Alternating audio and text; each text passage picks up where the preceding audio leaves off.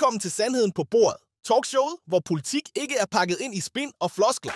Her stiller vi de spørgsmål, du ville stille, og vi får de svar, du troede var umulige. Ingen udenomsnak, ingen undvigelser. Kun ærlige samtaler med dem, der har magten og modet til at stå ved den. Så spænd sikkerhedsselen, for i dag går vi helt tæt på den satiriske virkelighed.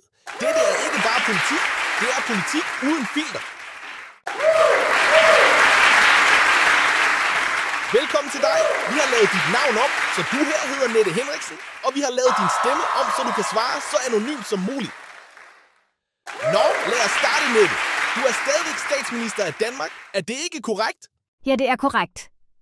Ja, jeg er statsminister af Danmark. Skal vi lige skynde os at spørge, hvornår der er valg? Jeg skal lige i gang med lidt kampagne først, så tænker det trækker lidt ud. Som du kan se på meningsmålinger, skal vi lige have de dumme vælgere til at tro på vores parti igen. Men det plejer ikke at være svært. Man kan sige, I kan lave meget lort, uden vælgerne svigter jer. Ja, det overrasker også mig hver gang. Nå, lad os hypotetisk spørge. Hvis du kender en, der måske er skyld i ulovlig magtanvendelser, som kom til at koste danskeren et kæmpestor milliardbeløb, ville du så synes, at denne person skulle retsforfølges for at finde op og ned i sagen og give noget ro og retfærdighed til de ramte? Altså rent hypotetisk ville jeg nok tænke, hvilket parti vi snakker om her, og hvilken politikere. Så ja, selvfølgelig skal man retsforfølges, hvis man gør noget ulovligt. Men jeg vil også sige, at det er bedst for samfundet, hvis det ikke er statsministeren, der bliver taget i noget ulovligt. Og så vil jeg også mene, at det er også meget nemmere at slippe, når man sidder på magten, end når man er en oppositionspolitiker. Så spørgsmålet er jo lidt delt. Der er så mange, der snakker om den der politiske trolde her. Er det noget, dit parti også er tilknyttet? Ja, jeg er meget stolt over at sige, at vores parti har den største trolde her i landet. Den vokser hver dag.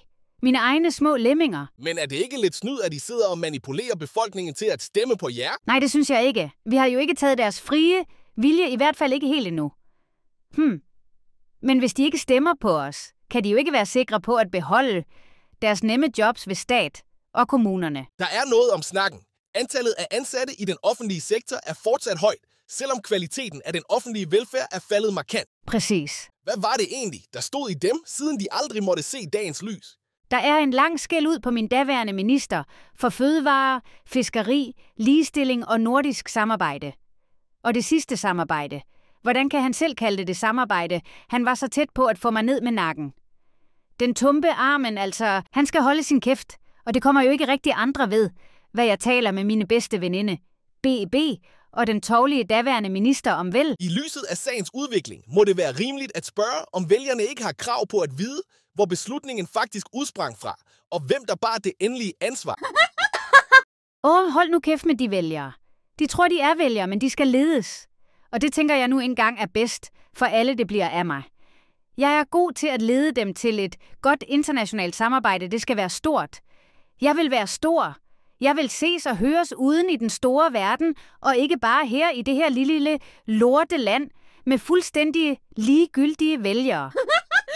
For når alt kommer til alt, er dansk politik sådan set lige meget i det store billede. Det er i det store billede, jeg skal være. Tusind tak, fordi du kom og ville være med i dag. Det har været en fornøjelse at have dig med, og vi sætter stor pris på din tid.